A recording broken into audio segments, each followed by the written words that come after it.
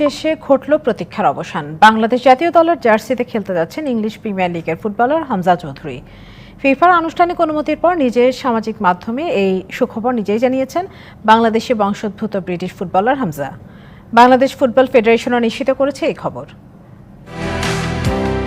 ঝাঁকড়া চুলে লাল সবুজের পতাকা জড়িয়ে যেন প্রস্তুত দেশের ফুটবলের এক নতুন কাণ্ডারি। এভাবেই সামাজিক মাধ্যমে জানানো হয় ইংলিশ ফুটবলার হামজা চৌধুরীর বাংলাদেশের হয়ে খেলার সুখবর। মুহূর্তেই দেশের ক্রীড়াঙ্গনে ছড়িয়ে পড়ে স্থির চিত্র, যা স্বস্তির পরশ নিয়ে আসে দেশের ফুটবল সমর্থকদের মাঝে। জন্মটা যুক্তরাজ্যে, বেড়ে ওঠাও সেখানে। দীর্ঘ পথ পেরিয়ে নিজেকে থিতু করেছেন ইংলিশ ফুটবলের সর্বোচ্চ আসর প্রিমিয়ার লিগে। মায়ের বাড়ি বাংলাদেশ থেকে বারবার ডাক এসেছে হামজার, সেই ডাক উপেক্ষা করতে পারলেন না এই ডিফেন্সিভ মিডফিল্ডার। গত জুনে বাংলাদেশের পাসপোর্টের আবেদন করেন হামজা। আগস্টে সেই পাসপোর্ট হাতেও পান।